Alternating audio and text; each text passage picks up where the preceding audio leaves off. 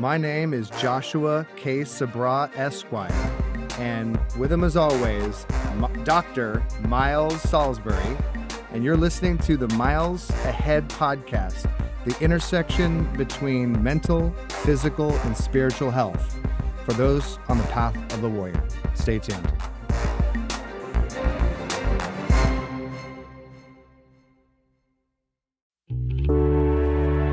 In this episode, we cover Joshua's personal definition of a warrior, Miles's archetypal definition of a warrior, and his meandering towards a definition of his own warrior path. And I'll share with you my own personal warrior identity and path that I'm on.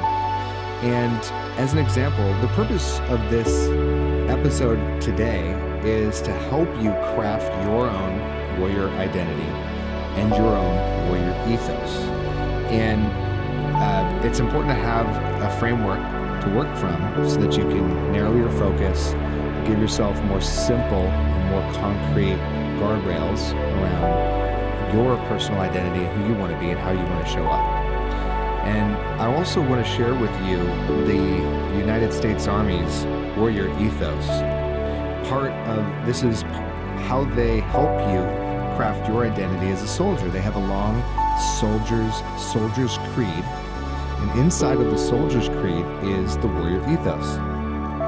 And the warrior ethos is as follows: I will always place the mission first. I will never accept defeat. I will never quit. I will never leave a fallen comrade. So within the identity of the soldier, this warrior ethos supports and commits. These are commitments, that things that you do on a daily basis.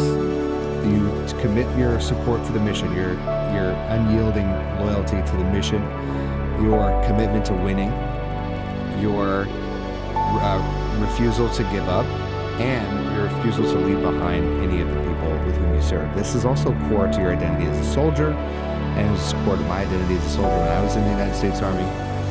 And it's something that's not spoken or not, these are not nouns, they're verbs. They're things that you live and you do and you execute on a daily basis. So hopefully at the end of this episode, you will have a code, an ethos, and the framework of an identity that isn't something, I mean, hell, you can make a t-shirt out of it.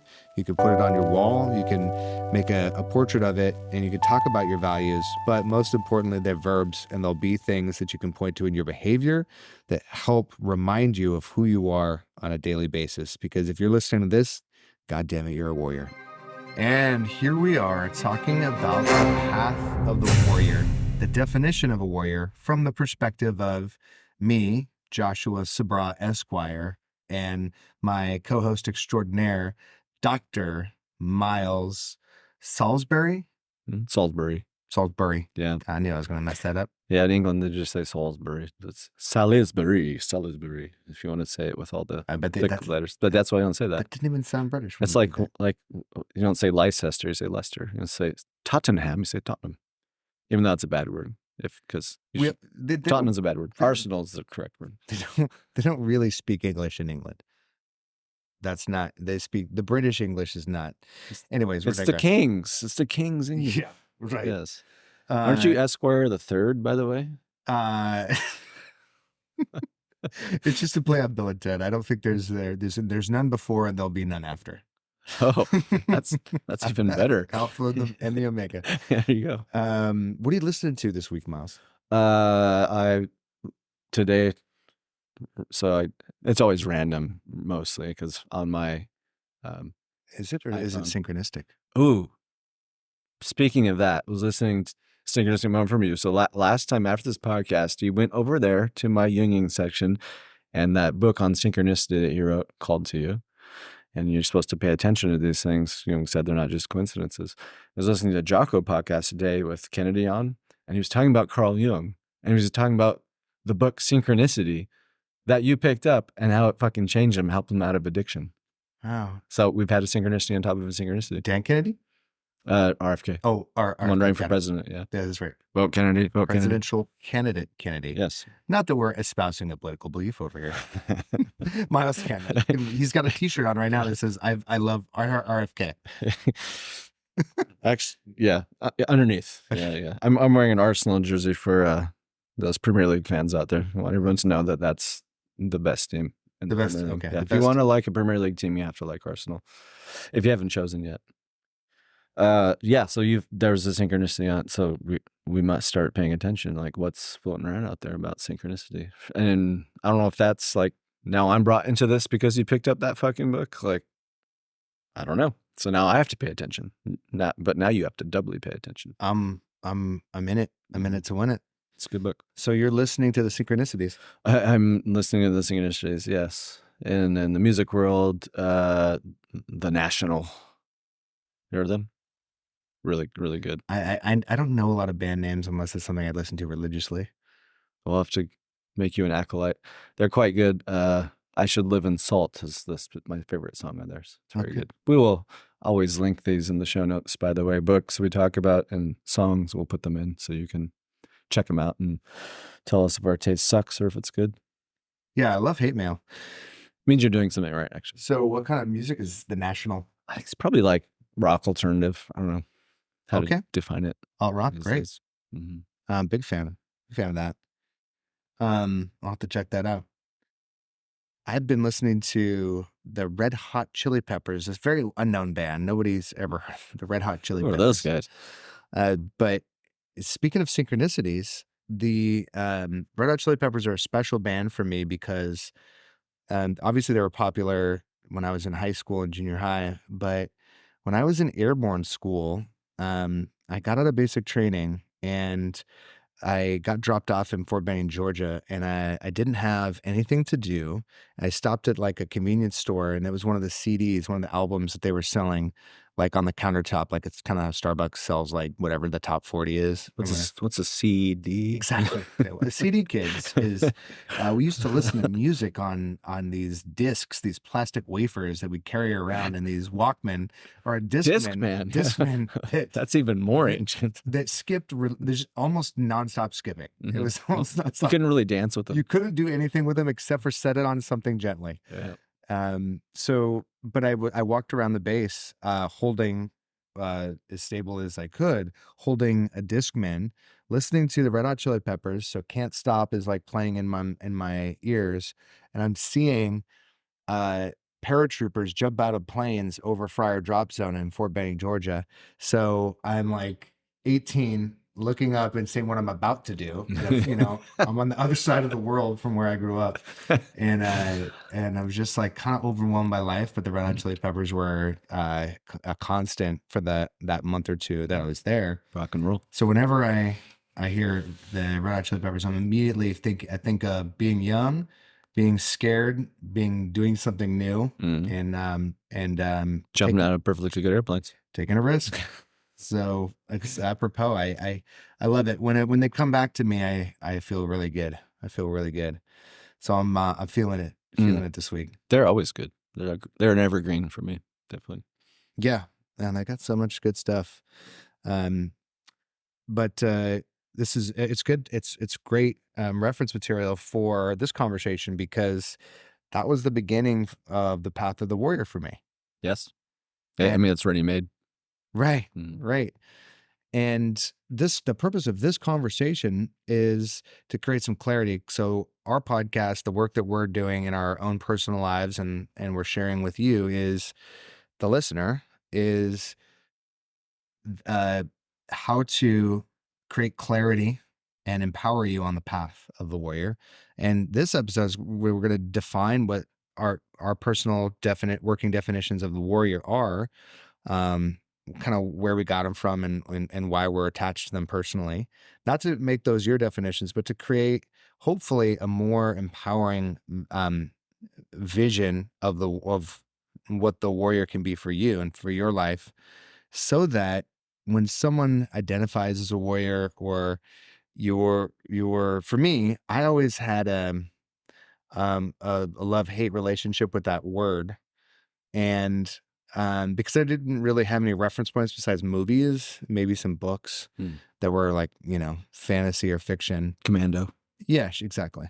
And so the idea of being a warrior was really, I don't know, far off, very remote, often uh, a caricature of Right. maybe what a warrior is. And when I started to get in the army, they start to teach you the warrior ethos and these creeds that are really simple, really mission and purpose oriented, and you live them. Oh, by the way, so it becomes a part of your DNA, and it demystified it for me. And as I spent more time in the last few years growing spiritually, it made it a little bit easier and even simpler to feel secure in what that identity was as for me in my own personal life. So hopefully we'll create some clarity with this conversation and what a warrior is for us, and how to walk the path of warrior if that's something you want to do.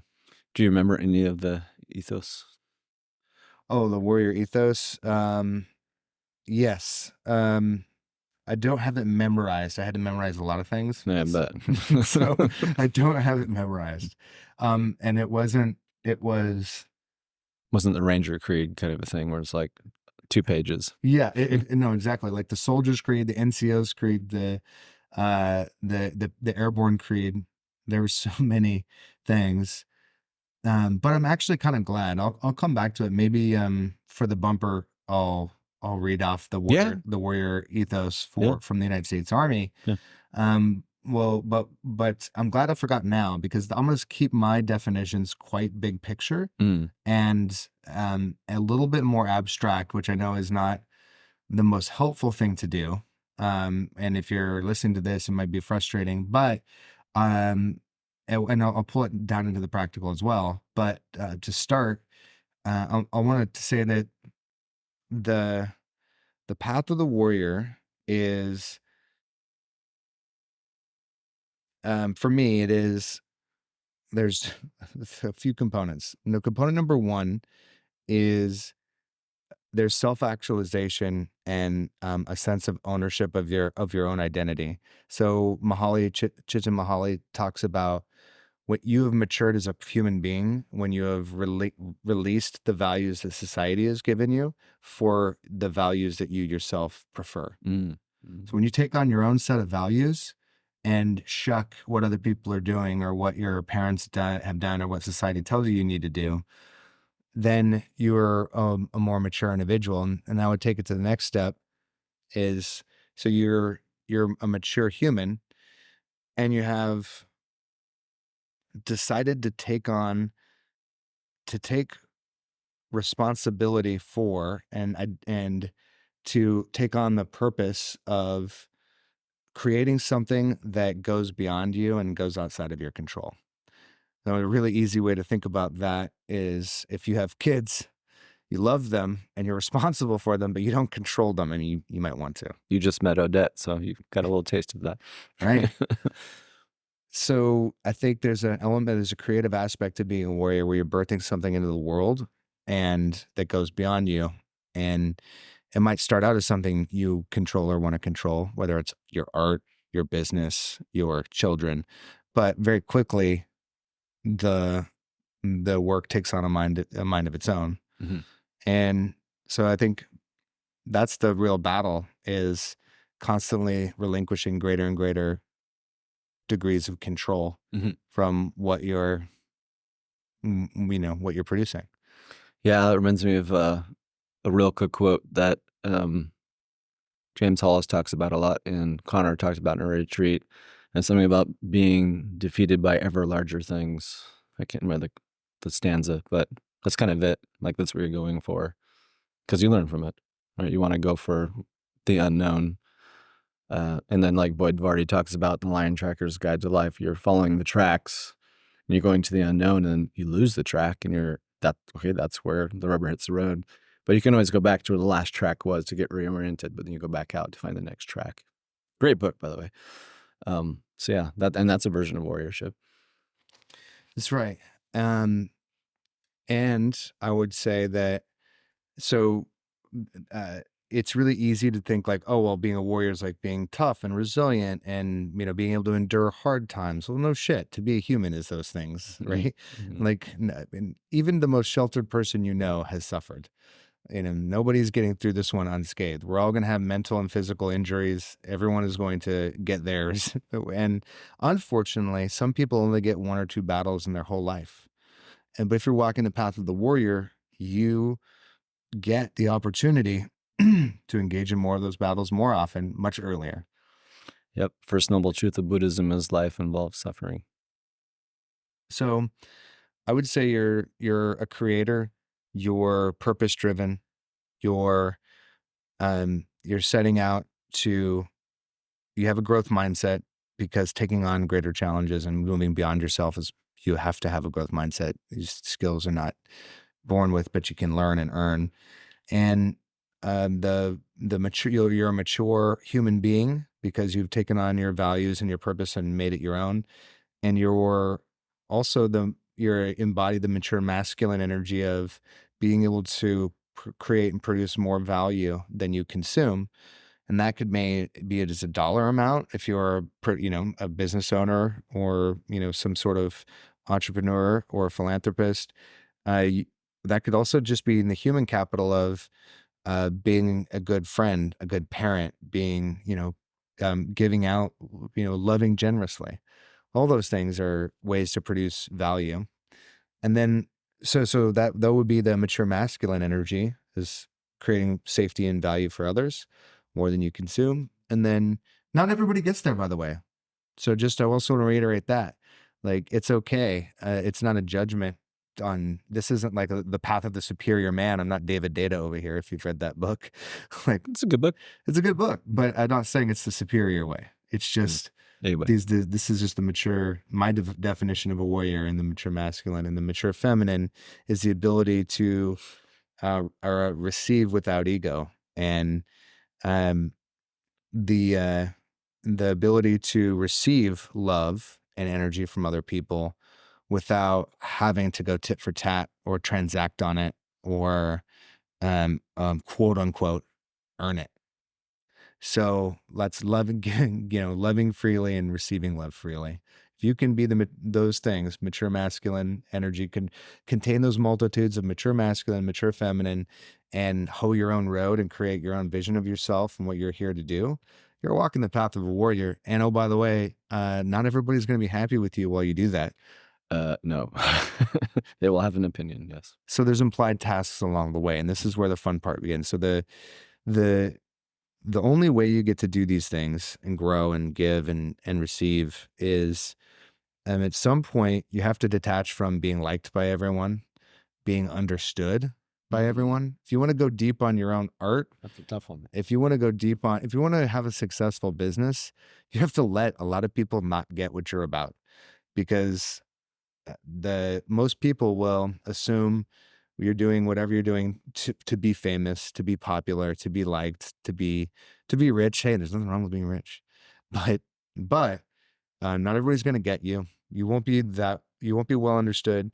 You might be disliked. You might even get death threats. A lot of this material I'm borrowing from one of my digital mentors, James Wedmore, who runs a really successful business and has gone through it. Many of these struggles that we're talking about. And you think like, oh, well, he's such a kind person. He's helped so many people. Yes. And psychos know where you live and people give you death threats. So he has to be very careful about his security and mindful of like what he shares and doesn't share, so he doesn't put other people at risk. Because just being yourself and being the most powerful version of yourself means that people are not going to like that. Yep. I think it's starting to where they perceive themselves as weak, and then they project that onto you. I mean, like all of the very famous and helpful people in the world usually get killed, like Jesus, Buddha, JFK, Mark, yeah, all of them. Yeah, they completely walked the path of the warrior in their own way and spoke their truth. I don't love that Tupac is dead. I don't love that he was shot, but in one of his interviews, he was talking about how shocked he was that another black person would be able to shoot him. and because he was so honest and raw and passionate and emotional and caring, because he really did care about a lot of people. He was genuinely shocked that anyone would ever want to hurt him. I'm laughing when I say that, because he's, dude, if someone shot MLK, like the pacifist, like most peaceful, Right. like, Yeah. person, Yeah. like, Yeah. of course Nonviolent and someone's gonna active. rob you. Yeah. Yeah. You stolen records. Yeah. Yeah. But just that, it dawned on him that, oh, like, I'm not untouchable. People can hate me just because I exist. That's enough. And that's, I'm not ignorant the fact that, a rich, popular black man could be hated for other reasons too. I'm just saying these are his words, and it dawned on him that he was on the path of the warrior that way. Yeah, absolutely. Okay. So, that's at the big picture level, and some practical stuff about being here to create, not consume, being here to, um, live your own unique experience and be uniquely yourself, and being willing to not be liked, being willing not to be understood, being willing to, make other people uncomfortable, not for the purpose of making them uncomfortable, but for the purpose of, um, hopefully spurring them, making them uncomfortable enough to take some action on their own behalf. Mm. All of those things, I think, are related to walking the path of a warrior. And I don't think it has anything to do with, I mean, I hope everybody feels themselves or believes in themselves enough to be a physical person, to have some physical prowess. But I actually don't think that the physicality part is that large a piece of the discipline around being a warrior. I think being a warrior is mostly mental, which of course involves the physical. Yep. And it's also archetypal. That's I'm going to speak from that lens, the archetypal energy within you. Well, yeah, and so you're saying that, you'd read some stuff, and you have, you mentioned a couple different archetypes that you thought there was crossover. Mm. Yeah, so we're just playing archetypes. Archetype is something that sort of cuts across all cultures. To be an archetype as a definition, it has to do that. So if you kind of just get it immediately, like if I say the mother archetype, like you just kind of, oh, I know what that means. That has to exist, but there's no like Coke archetype in like part of the Amazon, right? Because they don't know what the fuck that is. So that's not an archetype. So it's an energetic force within you. The Jungians do a really good job about explaining that they are universal inborn models of people, behaviors, and personalities that play a role in influencing human behavior. So I picked up one off my Jungian shelf over here, which has a ton of fucking good books. This book called The King, Warrior, Magician, and Lover by Robert Moore and Douglas Gillette. It's quite good, but we'll just be talking about the warrior archetype. But sometimes they can interrelate and work with each other. Sort of like in IFS, certain parts of you can kind of work together or work against each other. And archetypes have shadow sides too. Like I said it before, like the king archetype can be a benevolent type, like a Marcus Aurelius type, like a ruler, or it could be an Adolf Hitler shadow side, dictator, murderous dictator, or a Stalin. It just depends. If it's the same energy, it's used for helpful things or not helpful things, good or bad. And we all have these energies within us, male or female, sex, gender-wise. We all got them. Gender may play more of a role sometimes, but not always. So we try not to think of them as like gender specific per se, but sometimes they cross over. So if we get to the warrior, I'm just going to read a little bit from the book. We'll be like sort of like the Jocko podcast where he goes through books. They start off, this book was written in like 1990 and they were kind of ahead of the times. And one little paragraph here says, what is interesting to notice, however, is that those who would cut off masculine aggressiveness at its root in their zeal themselves fall under the power of this archetype. Interesting. We can't just take a vote and vote the warrior out. Like all archetypes, it lives on in spite of our conscious attitudes towards it. It's there. Like you can't decide you don't have it within you. It's inborn. And like all repressed archetypes, it goes underground, the shadows, eventually to resurface in the form of emotional and physical violence, like a volcano that has lain dormant for centuries, with the pressure gradually building up in the magma chamber. If the warrior is an instinctual energy form, then it is here to stay, and it pays to face it. Face it in yourself.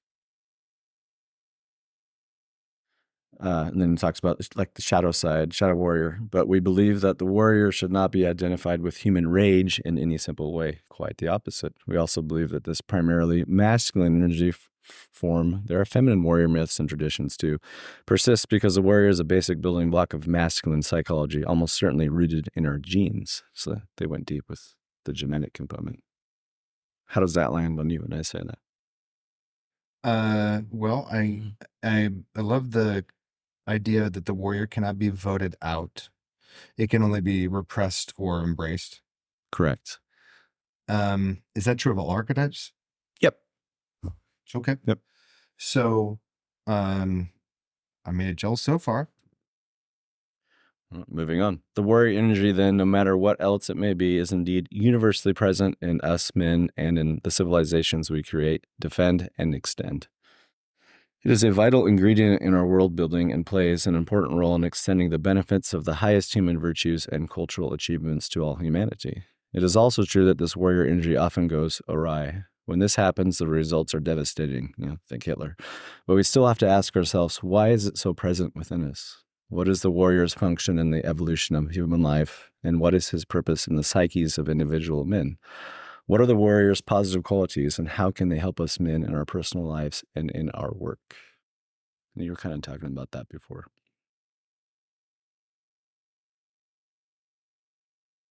You're taking notes. Yeah. So, you're talking about the warrior's role, or that all civilizations have it, that warriors protect and extend, mature masculine energy. Cool. And even though I said masculine, it's not unique to men. Correct.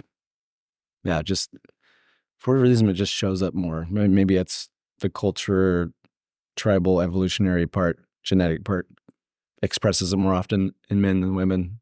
If you talk about the mother archetype, that's not showing up a lot in men. Maybe nurturing is, but it's just different. Stuff's hard to piece apart from sex and gender. You just can't really do it, but it's there. It's there for all of us.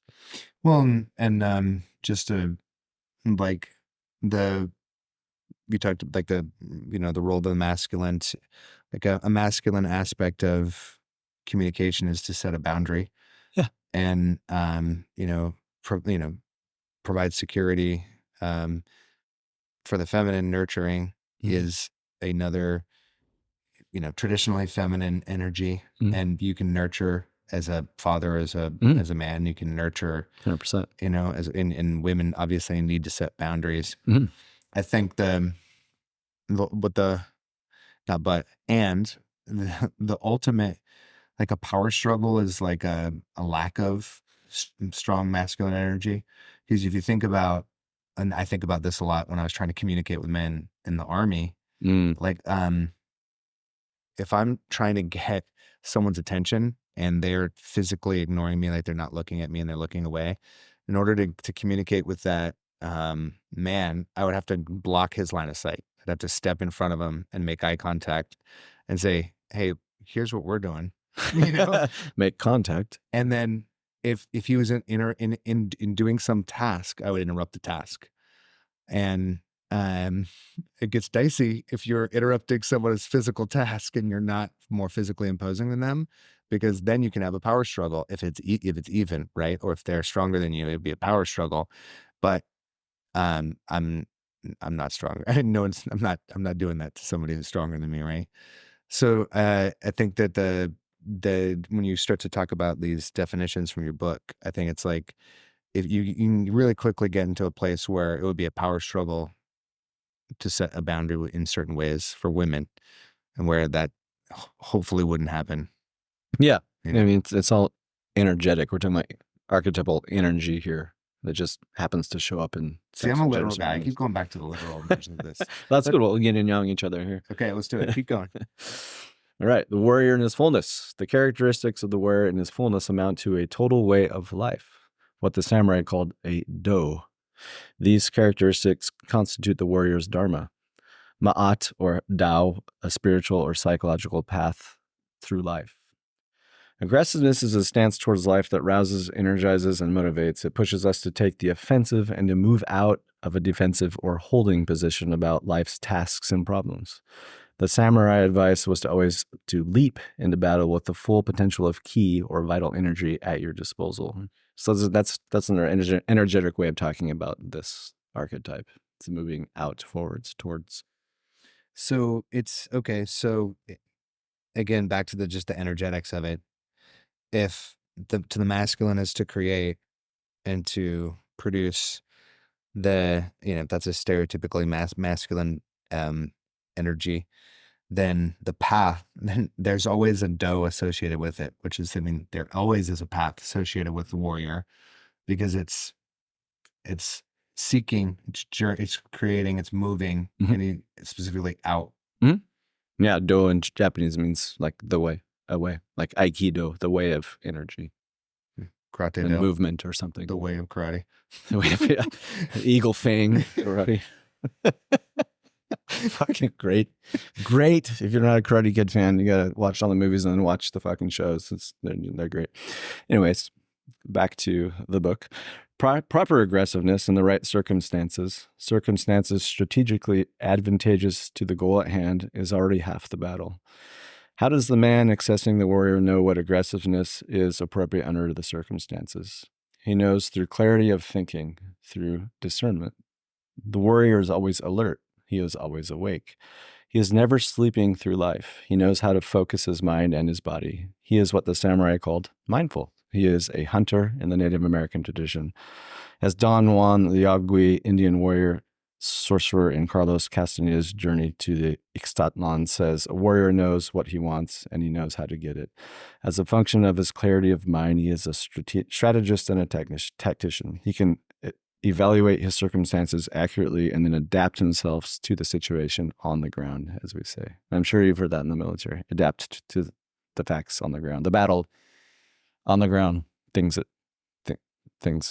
Situational awareness. Yeah. So if you have situational awareness, you will be able to continue to move towards the commander's intent without making, needless mistakes or risky decisions that don't need to happen. Yeah.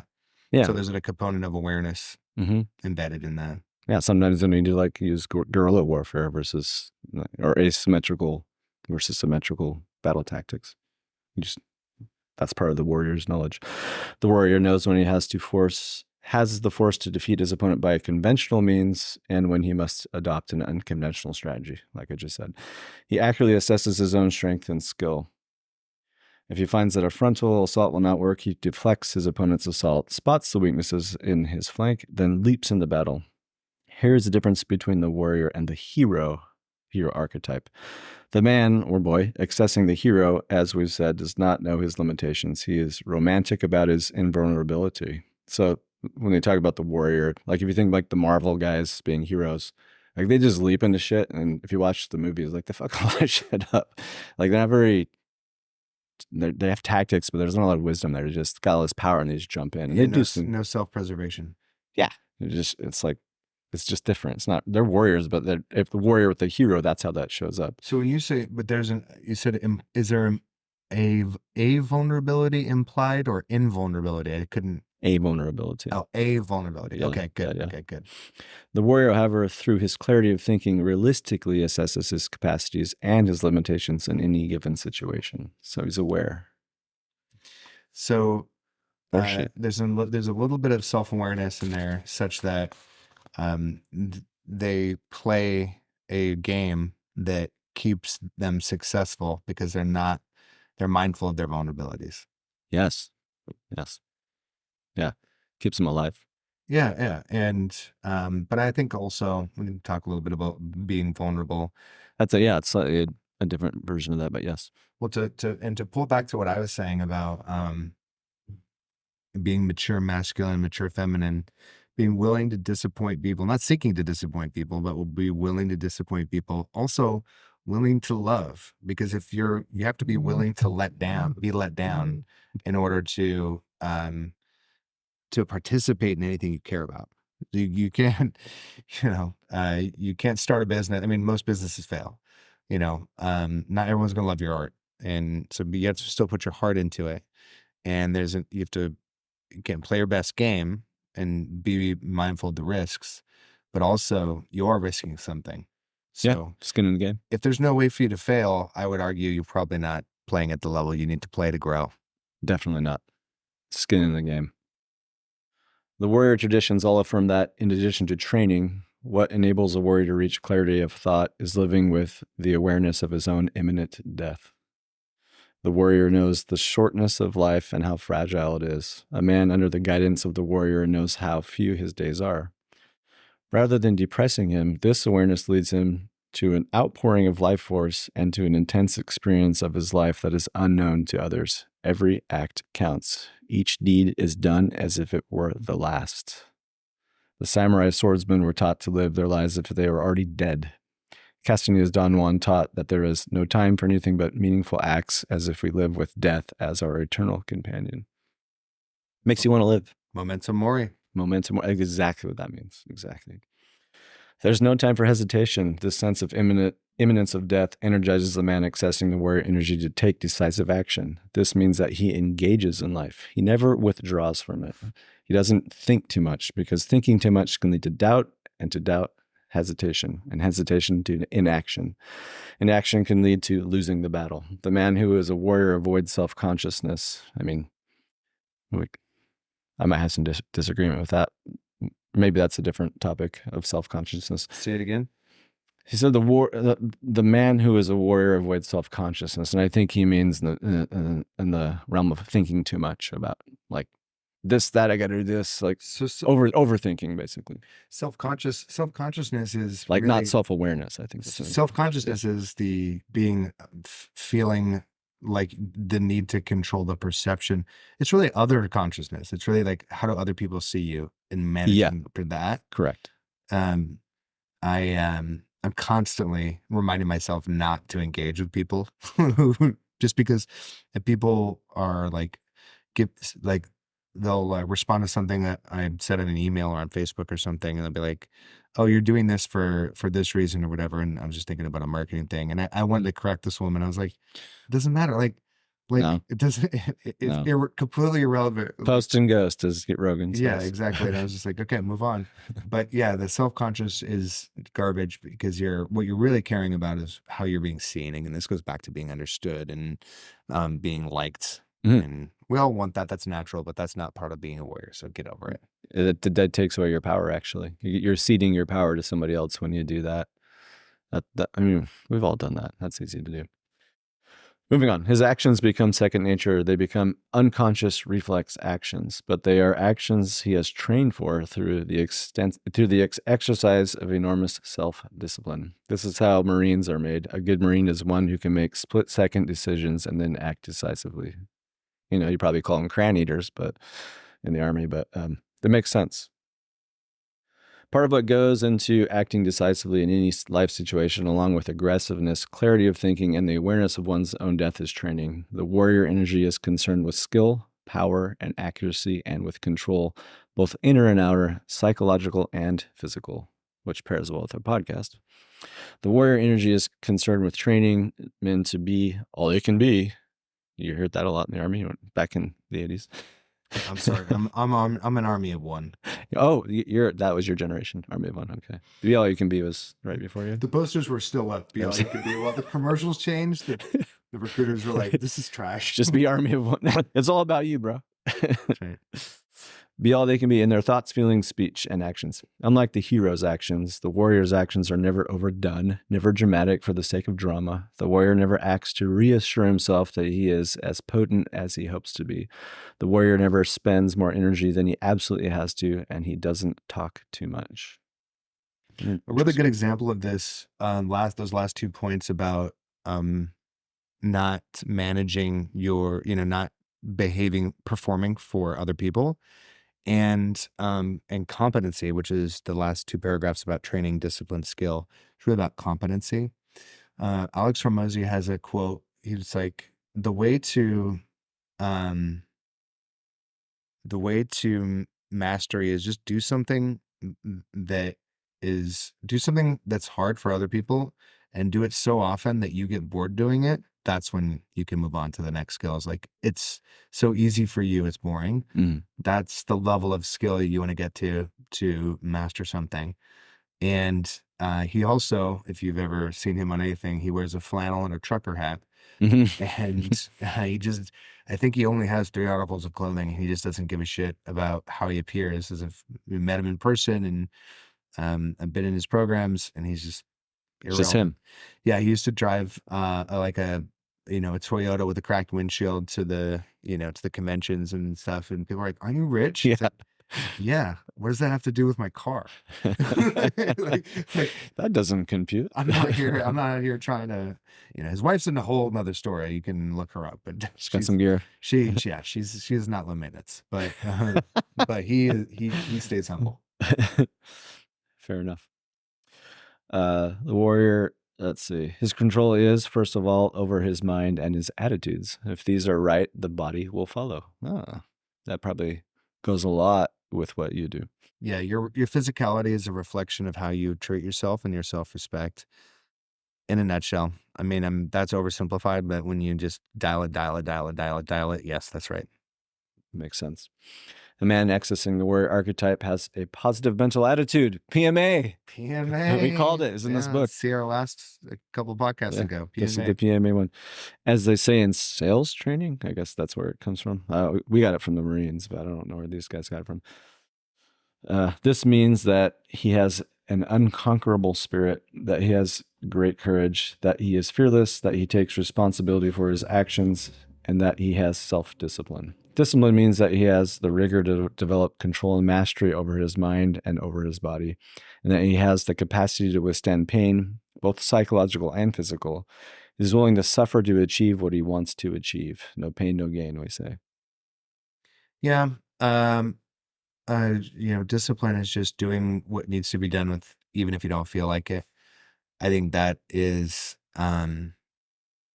important. Yep. No arguments, no comment. And I wouldn't add too much to that.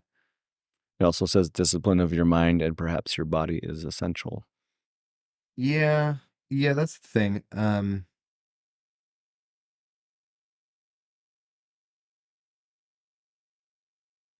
we could do a whole freaking, it's discipline underneath discipline. I don't know if the author of this book is going to get into it. Talking about it's just the concept of integrity. Like, the way you do one thing is the way you do everything. And like making a commitment to yourself should be, if we were all, and I'm not in 100% integrity, by the way, me saying this is not some, declaration that I get that I'm here. I thought you were a guru. It should be, and in a perfect world, the distance between what you say and what you do would be like, those would be the same thing. So once it goes on your calendar, if it says 6 a.m. workout, at 5:59, I'm at the gym warming up, and I'm working out at 6 a.m. And if it's 6:04, then unless the calendar says 6:04, right, I'm out of integrity for 4 minutes, right? So the gap between what you say and what you do, that's your integrity gap. And essentially that's the gap of your quality of life. And the bridge to that gap is discipline. All the things that you don't do because you don't feel like it, or you don't think it's important to be there on time or whatever, that discipline gap is that, and it creates the integrity gap.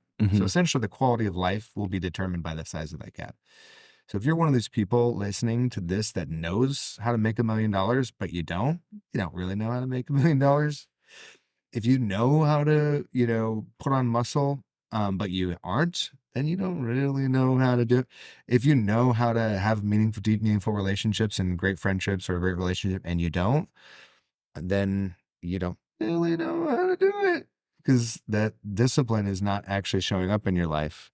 And so that's when you zero in on that, it's integrity. How do you differentiate between keeping integrity like that and not being too militant about your, like, say, morning routine? We talked about this at the retreat.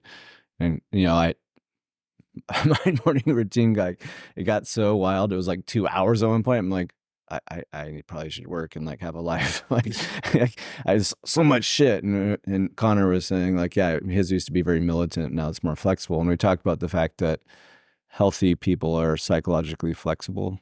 That's right. Yeah. And so you kind of already hit it. But so the integrity gap or whatever, if you're playing a big game and you're ambitious, you're going to have to clean up your word a lot. Oh, I'm going to be late. I text Miles 15 minutes before. Hey, man, See. Okay. I'm sorry. I'm going to be late. I'll be there instead of 6, I'll be there at 6:10. That You makes order me a sense. coffee. I'll get you back when I get there. Now I'm back in integrity because I'm aware. Okay. I don't control all circumstances and I'm not infinite, right? And you can change your mind. So if you're like, I'm going to do a marathon in 6 months and then I run every day for 15 days and I'm like, I hate this. You know what I'm going to do? I'm going to run twice a week until I feel better about it. And I'm going to put that marathon out. Like, that's totally fine to try something and adjust your expectations and but it's conscious. And so then what that does automatically is if there's a gap between, so let's stick with the marathon just for this. Mhm. If there's a gap between what you say you want and what you are willing to do, then and you actually want it. Let's say I actually care about being a competitive marathon runner. Then I will start to align the rest of my life to remove the stones and obstacles in my own way so that I don't have to keep cleaning up my word. Because it's like, imagine setting a play date with your daughter. Hey, I'm going to hang out with you. I'm going to just take you to the park. Me and you are going to go and we're going to play Frisbee or we're going to dance or we're going to do whatever you want to do. If you set that date and then you cancel on her like once, twice, a couple of times, pretty soon it doesn't even matter that you set the date. But if you care about being a great dad, and you do, what would you do? You'd say, okay, if you showed up 30 minutes late, you would start to unscrew the things around that commitment so that wouldn't happen again. Correct. So commitments pull you in alignment to who you want to be. That makes sense. When they show up on your calendar, that's pretty much your word. When they show up in your checking account, that's your energy, right? You value it. So then that starts to pull you into alignment and you constantly clean up around it to then remove the stones that are blocking. So you don't need a 2-hour morning routine. What you need is the 10 minutes of the thing you actually care about. There we go. And that's different than having flexible integrity. Yes, that's right. That's right. No, but that is flexible because your identity is flexible. And this is really what we're talking about. We'll come to it in the end, is that the goal is to commit to the purpose and the path, and then the path shapes you. So if you want to use the marathon analogy, if you want to be a marathon runner, pretty soon you're going to eat differently. You're going to wake up at a different time. You're going to go to bed at a different time. You're going to start wearing different shoes. You're going to start training differently. It's going to shape how you do a bunch of the other things. How you do one thing is how you do everything. Now, if you're a power lifter, it's going to be completely different. Oh, yeah. That's not going to work out well. All right, back to the book. The warrior energy also shows what we can call a transpersonal commitment. His loyalty is to something, a cause, a god, a people, a task, a nation, larger than individuals. Through that transpersonal loyalty may be focused through some important person, like a king. Interesting. So there's some sort of having a loyalty to something. Maybe that would be your values, your personal values, or to your nation, to your community, things like that. You're getting out of self. Oh, I mean, I like loyalty. I love the concept of loyalty. Think about faith or devotion, right? So, like, I am really committed to. It's on a journey for another podcast, but like, I love the fitness industry because it's been so important for me and my personal growth and healing. And like, I want to contribute to the success of other people in the fitness industry and change the industry for the better, because it's an evolving thing. And also there's parts about it I hate, you know. So like, but loyalty is not to be confused with like blind obedience or Oh yeah. or like, you can, like, same thing with America. Like, I love America, I'm pretty committed, you're pretty committed. Mm-hmm. And also being an advocate for the health of it, Mm-hmm. wanting to change it. Mm-hmm. Yeah. Back to the transpersonal. This transpersonal commitment reveals a number of other characteristics of the warrior energy. First, it makes all personal relationships relative. That is, it makes them less central than the transpersonal commitment. Thus, the psyche of the man who is adequately accessing the warrior is organized around his central commitment. Back to what you were talking about. This commitment eliminates a great deal of human pettiness. I like that. Well, you don't have to weigh in on almost anything. Like Ryan Holiday talks about this. You can have no opinion on something. And then when someone specifically asks about like philosophy or how the Stoics would take the Tao or whatever, he can weigh in on that. That's how that's his whole mission, right? Is to translate the Stoics to the modern person. So then he has something to say. But most 99% of the internet is just gossip anyway. He doesn't need to have anything to do with it. Yeah, I hate that part of the internet. The warrior's loyalty then and his sense of duty are to something beyond and other than himself and his own concerns. He lives a life exactly the opposite of most human lives. He lives not to gratify his personal needs and wishes or his physical appetites, but to hone himself into an efficient spiritual machine, trained to bear the unbearable in the service of the transpersonal goal. We know the legends of the founders of the great faiths of Christianity and Buddhism. And it goes on to talk about more about that. But unselfish. When the teaching went, you feel yourself frightened or despairing, don't say to yourself, I'm afraid or I am despairing. Say, there is someone who is afraid. There is someone who is despairing. So it's getting out of that self. Now, what can you do about this? This detached way of experiencing a threatening situation objectifies the situation and allows for a clearer, more strategically advantageous view of it. The warrior is enabled to act with less regard for his personal feelings. He will act more forcefully, swiftly, and efficiently with himself out of the way. Often in life, we need to step back. Jocko talks about that. Take a step back, look around. We say from a situation in order to gain perspective, like Jocko says, so we can act. The warrior needs room to swing his sword. He needs separation from his opponents in the outer world and from his own inner opponents in the form of negative emotions. Boxers in the ring are separated by the referee when they get too close to each other and engage each other in body locks. The warrior is often a destroyer, but the positive warrior energy destroys only what needs to be destroyed in order for something new and fresh, more alive and more virtuous to appear. Many things in our world need destroying: corruption, tyranny, oppression, injustice, obsolete and despotic systems of government. No comment. Corporate hierarchies that get in the way of the company's performance, unfulfilling lifestyles and job situations, bad marriages. And in the very act of destroying, often the warrior energy is building new civilizations, new commercial, artistic, and spiritual ventures for humankind, and new relationships.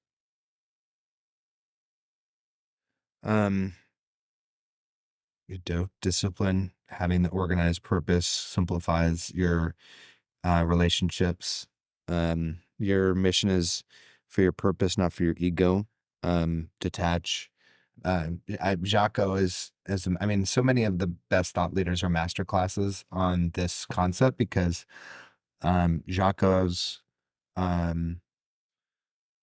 category, or his personal passion, is leadership, not echelon front. Echelon front is his business, but he advocates for leadership, unrelenting advocate for leadership, which he sees as the vehicle for progress, and not advocating. Echelon front is a leadership consulting firm. Leadership is the solution, was our tagline. Leadership is the solution. No bad teams, only bad leaders. That's right. And so with his warrior path is about leadership, and his personal banner is Echelon Front. But there, he spends most of his podcast just talking about great leaders, and he's detached. So yeah, 10 out of 10 execution on on all that. Okay, back to the book. Back to the book. This little part talks about the warrior archetype mixing with the lover archetype. Yeah. There's a whole nother chapter on the lover, but I thought this was interesting. His admixture with the lover energy gives the warrior compassion and a sense of connectedness with all things. The lover is the masculine energy that brings a man back into relatedness with human beings in all their frailty and vulnerability. The lover makes the man under the influence of the warrior compassionate and at the same time that he is doing his duty. Interesting. So that's sort of the segue into the lover archetype. Yeah. Well, here's another example. Alliance with the lover produces other humane influences in the warrior energy. Marcus Aurelius was a philosopher. Winston Churchill was a painter. The Japanese artist warrior Mishima was a poet. Even General Patton was a poet. He recited one of the eulogies to General Bradley at the site of the ancient North African battlefield, upon which 2,000 years earlier the Romans had defeated the Carthaginians. It's interesting. Yeah. Jocko's a surfer and a freaking poet. Boom. And he writes books. He writes kids' books. Yeah, but his spoken word is right up there with Henry Rollins. He's legit. That's one of his influences. It's funny you say that. Has he had Rollins on the pod? I don't know if he's been on, but I'm sure Jocko would love to have him on. Yeah, I don't know. I love Henry Rollins, but he's sort of insecure. I don't know if he will come on. You think? I wonder. I mean, Black Flag. I mean, I think it's even cited as one of the bands that he was, Jocko's first taste. Yep. Henry Rollins. I fucking love Henry Rollins, by the way. But if you've heard him on his not in his spoken word, but if you hear him on interviews, he's I don't know. I don't know if he's secure enough to go on 3-hour or spend a whole day with Jocko. Get grilled. I don't even get grilled. He would love it. I mean, Jocko would love it. Yeah. Let's see, where were we? When, however, the warrior is operating on his own, unrelated to those other archetypes, the results for the mortal man assessing even the positive warrior, the warrior in his fullness, can be disastrous. So they're getting to the shadow side of it. As we have said, the warrior in his pure form is emotionally detached. His transpersonal loyalty radically relativizes the importance of a man's human relationships. This is apparent in the warrior's attitude towards sex. Women, for the warrior, are not for relating to, for being intimate with. They are for fun. That's the shadow side of the warrior, and maybe with the lover.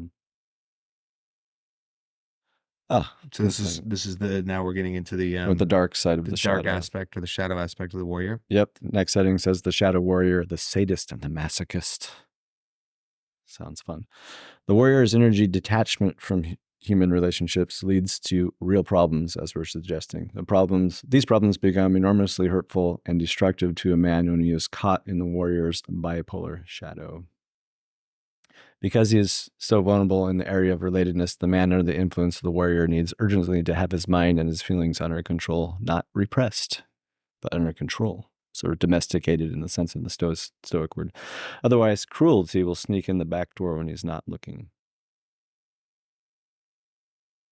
Yeah, so the takeaway there is that we need to be humane to ourselves, so that we don't begin to harden ourselves and thus harden ourselves to other people.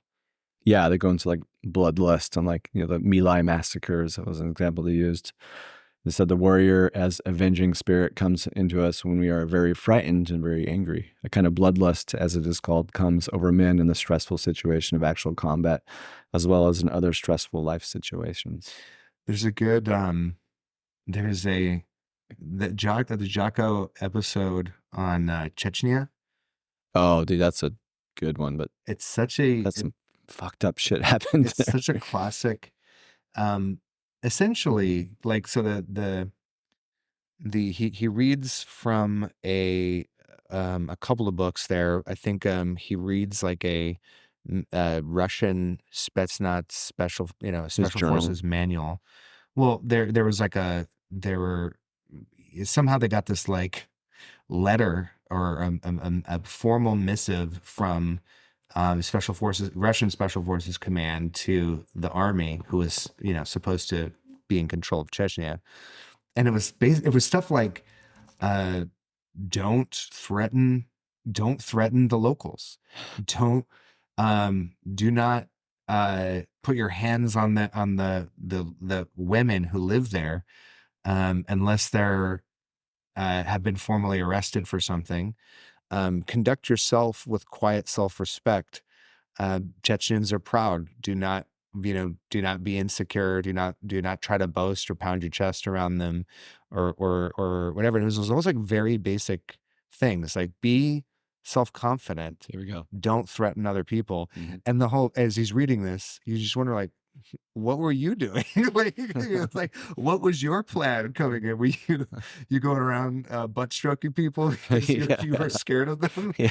Like, A muzzle. but the fact that they had to highlight this is, hey, oh, by the way, respect yourself. And you're like, it's bad. It's very bad. Because then he goes to I think you read this from the conscript side about they were all beaten into submission by their superior officers. Exact shadow side of what we're talking about. Yeah, this stuff is like you're basically trying to create a massacre. Yeah. When you force people to do something against their will, and you don't even treat them inhumanely while they do it. And it's as bad as you can make something in a very bad situation, that it seems like you couldn't make it worse. You could make it a lot worse. It goes perfectly along with this next line. Along with this passion for destruction and cruelty goes a hatred of the weak, of the helpless and vulnerable, and in parentheses, really the sadist's own hidden masochist. Yeah. So I don't know if we need a ton more of the shadow of the warrior. And the reason is because there's a lot about power in the warrior. And I think my definition of a warrior is to use your power to create, to support, to provide value for other people, and to protect other people, and to nurture the quality of life of the humans around you. And that could be done through the things you build, the art you make, poetry, the food you grow, or the business that you run, whatever that is fine. But then as soon as it comes to exerting your power over other people, that's where you lose me.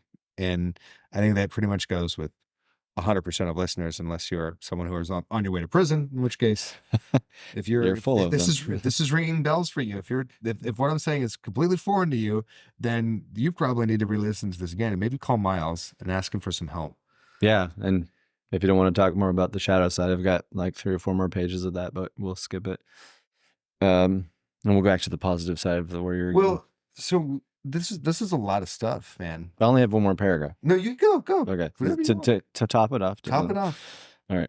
If we are accessing the warrior appropriately, we will be energetic, decisive, courageous, enduring, persevering, and loyal to some greater good beyond our own personal gain. At the same time, we need to be leavening the warrior with the energies of the other mature masculine forms and each other archetypes, the king, the magician, and the lover. If we are accessing the warrior in the right way, we will be at the same time that we are detached. We're warm, compassionate, appreciative, and generative. We will care for others, ourselves and others. We will fight good fights in order to make the world a better and more fulfilling place for everyone and everything. Our war making will be the creation of the new, the just, and the free. End of chapter. Yeah. I mean, that's the definition of a moral use of power, right? Life-serving use of power. Mm-hmm. So to cover what Miles shared with you from the book, King, Warrior, Magician, Lover, by Robert Moore, Douglas Gillette, co-author. By those guys. The warrior is an archetype. It has a shadow and a light side. There is some of the characteristics are well, that your warrior aspect can't be voted out or exiled. It can only be repressed or embraced. And all those qualities that he just summed up, exuberance, moral use of power. There's the path, the commitment, the loyalty to a greater cause. Yeah, I'm just not. Yeah, I'm not going to repeat everything, but all of it extremely useful, and all of those aspects I think would fall under my sort of meta definition of the mature masculine meets the mature feminine, with a commitment to, um, living out your values and your vision, and and yeah, First good pass at what we're talking about with the path of the warrior on this podcast. that's right. Um, my my art, my you know thing is improving human capital. It's improving, increasing the physical, mental, and spiritual capacity of the individual humans that I work with. And those are the interns and employees that I've had. Those are the athletes and the warriors that I've coached over the years. And it's taken me a long time to put the words to it, but you know, I'm just giving what I was missing as a child, and my seminal wound became my seminal message. Hmm. And it only took 12 years of therapy and many, many failures to figure it out. So uh, I shared that with you because it sounds simple, and it is. The how I do it has changed a lot over the last 20 years. So if you're in this place where you're trying to define your value and how you show up and what your warrior ethos is, then remember, you're just creating just write it in pencil. This is just your draft. Take what you liked from this episode and, maybe write it on a wall or on your bathroom mirror. And if it feels true, then stick with that for now. I like it. Yeah, and it can be flexible and ever changing. Anything else before we close out? And we've got more parts on archetypes if we want in the future. We've got plenty to pull from the world of Carl Jung because it's very vast. Uh, I feel complete. I feel good about it. I think, yeah, yeah. I think the only piece that we talked a little bit about detachment. Um, there's an element of surrender somewhere in here that I think that I want to add, but I don't know how I want to add it. And we're going long. Maybe we'll have a different episode on surrender and how that applies, because there's a lot of power too in letting go. In fact, I think that's probably the thing that I had to learn the most times in my life. Yeah, that makes sense. And just because we're talking about the warrior archetype on this podcast doesn't mean that's all we're trying to cultivate here. We have to remember there's so many other ones. Maybe we just gave 4 right here, that they all interrelate and work together with each other. And there's an overt side and a shadow side. And we have to be mindful of that. And so the surrender part might come from somewhere else. Different archetype. Yeah. Yeah. Um, cool, man. I'm stoked. I'm fired up. I feel like a complete warrior now. You look very contemplative. Yeah, man. I'm just being in there and all this wisdom we're sharing. Yeah, you're in the monk life now. That's right. That's right. Surrounded by books, can't help it. You got that synchronicity book coming over you. Speaking of Carl Jung, you can crack that one open later. Hell yeah. Hell yeah. Caveat emptor, it's not easy reading. That his writing, man, that era was just very heady. Although if you read his biography, Memory, Dreams, Reflections, it's a lot easier to read. And my favorite book of his is Modern Man in Search of a Soul. That one is very good. If people are interested in him, those are 2 good ones to start with. Well, it looks like the old girlfriend is hitting you up, so maybe she knows it's time to wrap this up. All right, babe. I'll call you soon if you're listening. All right. We'll see y'all next week. Take what you can from this. Re-listen if you need to, and we'll see you next time. We are officially out. Out.